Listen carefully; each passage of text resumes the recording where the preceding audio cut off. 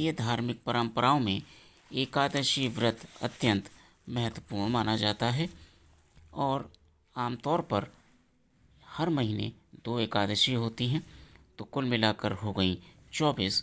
लेकिन जब अधिमास होता है तो 2 बढ़ जाती हैं, तो वो हो जाती हैं 26। तो 2020 में 26 एकादशी हुई और इसमें जो महत्वपूर्ण है वो है देवोत्थान एकादशी। जानते हैं कि आषाढ़ शुक्ल एकादशी को देव सोने चले जाते हैं, यानी देव शयन करने चले जाते हैं और उस दिन शुरू हो जाता है चातुर्मास्य। 4 महीने देवता विश्राम करते हैं और उसके बाद कार्तिक शुक्ल एकादशी के दिन होता है देवोत्थान उत्सव।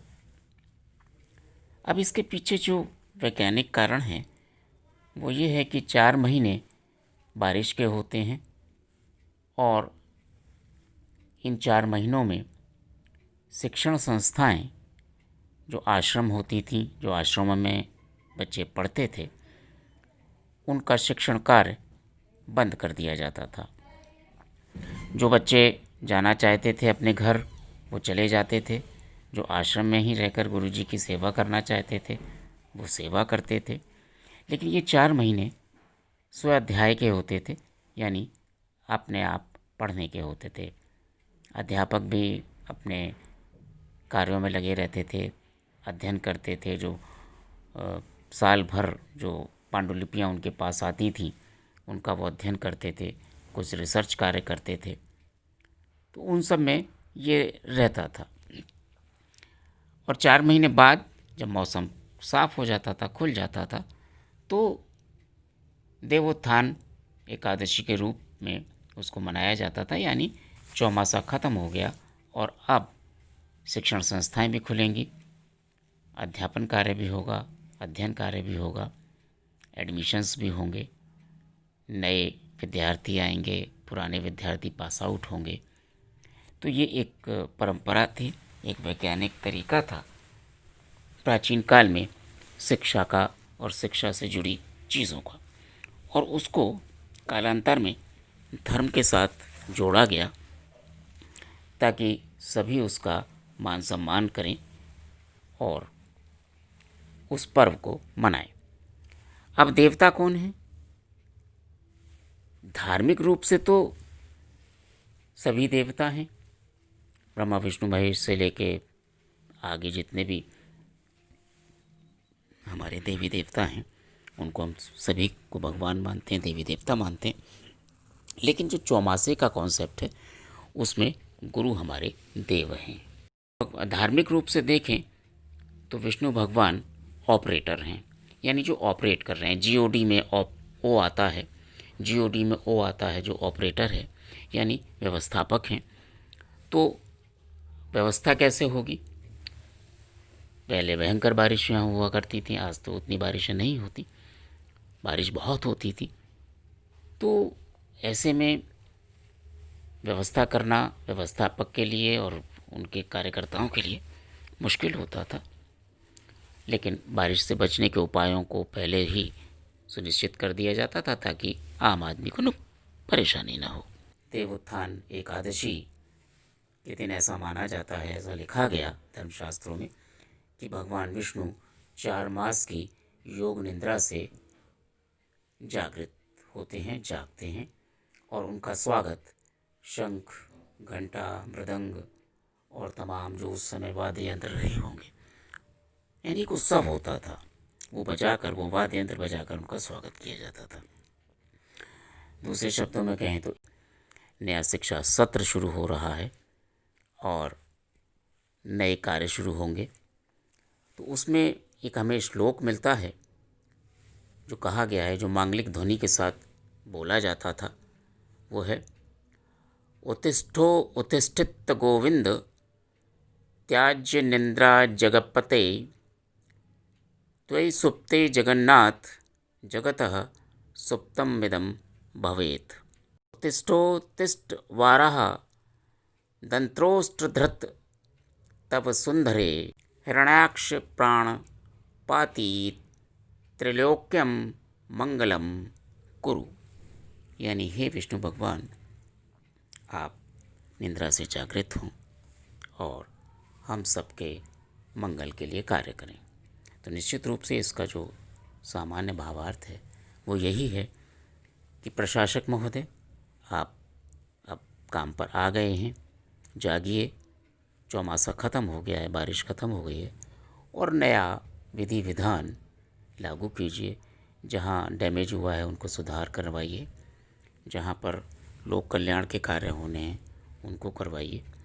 तो इस तरह से ये एक पर्व के रूप में मना लिया गया और भगवान विष्णु चूँकि वो व्यवस्था के केंद्र हैं, उनको हमने मानकर अपनी सारी पूजा अर्चना, आराधना, तपस्या, तप सब कुछ निश्चित कर दिया।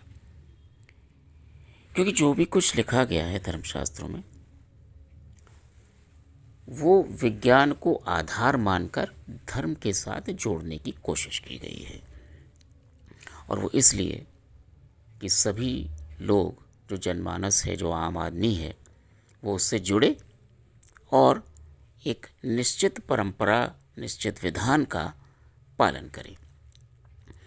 वैसे भी आप देखिए कि बारिश के बाद जब बारिश ख़त्म हो जाती है तो हमारे आसपास, हमारे नगर, गांव, ये सब बड़े ही अजीब स्थिति में हो जाते हैं। और जब हम बारिश के बाद देखते हैं तो हमें महसूस होता है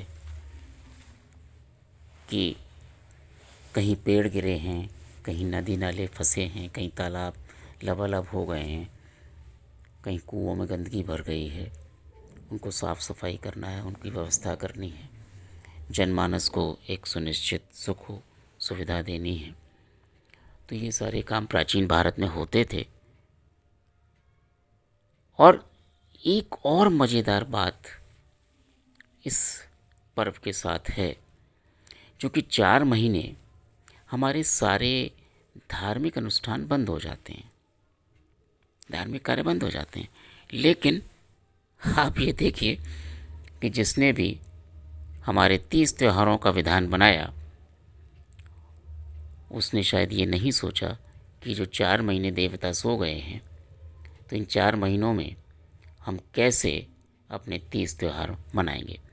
दीपावली, दशहरा, नवरात्र, रक्षाबंधन, इधर आ जाएं तो हरियाली तीज, उसके बाद और इधर आ जाएं तो करवा चौथ का व्रत है, अहोई अष्टमी का व्रत है, धनतेरस है, नरक चतुर्दशी है, फिर भाई दूज है। तो ये सारे त्यौहार उस समय होते हैं जब देवता सोते हैं। तो हम किसको मना रहे हैं? देवता सोए हुए हैं। चलिए, खैर ये तो धर्म का मामला है, इसमें धार्मिक गुरु जाने और बाकी लोग जाने, लेकिन यहाँ विज्ञान कोई नहीं है। लेकिन जो सबसे बड़ा विज्ञान है वो ये है कि 4 महीनों में हमारे समाज में शादी ब्याह का संबंध नहीं होता, और देव उत्थान या देव उत्थान या देव उत्थान या देवोत्सव या देवोत्थान जो आप कहें, उस दिन उन जोड़ों की शादियां होती हैं जिनकी जन्मपत्री के अनुसार, टेबा के अनुसार, कुंडली के अनुसार शादी का कोई दिन नहीं निकल रहा होता। पुरोहित कोई नहीं निकाल पाते, जो ज्योतिषाचार्य हैं वो उनकी शादी का कोई दिन नहीं निश्चित कर पाते। तो देव उठान एकादशी के दिन अनसुलझे ब्याह हो जाते हैं, जिनका संबंध कहीं जुड़ गया लेकिन शादी की तारीख नहीं निकल रही। तो देव उठान एकादशी को बहुत सारे विवाह पर्व, बहुत सारे विवाह महोत्सव आयोजित होते हैं। तो आप भी अगर किसी शादी में आमंत्रित हैं तो ये देख लीजिए कि वहाँ 50 से ज़्यादा जनसंख्या ना हो, मौजूद ना हो लोग वहाँ पर, क्योंकि कोरोना काल चल रहा है। हमें सतर्क रहना है। तो आप शादी कानून उठाइए, आशीर्वाद दीजिए और जितना जल्दी हो सके वहाँ से निकल लीजिए। तो आप रहिए स्वस्थ मस्त और व्यस्त, घर में रहिए, मास्क लगाकर बाहर निकलिए, जब ज़रूरी हो तभी निकलिए, सामाजिक दूरी बनाकर रहिए, अपने आस पड़ोस का ध्यान रखिए, खुश रहिए, निश्चिंत रहिए। ये कोरोना है, चला जाएगा। देव उठान एकादशी तो अगले वर्ष फिर आएगी। हम फिर बड़े ज़ोर शोर से मनाएंगे अपने सारे तीज त्यौहार।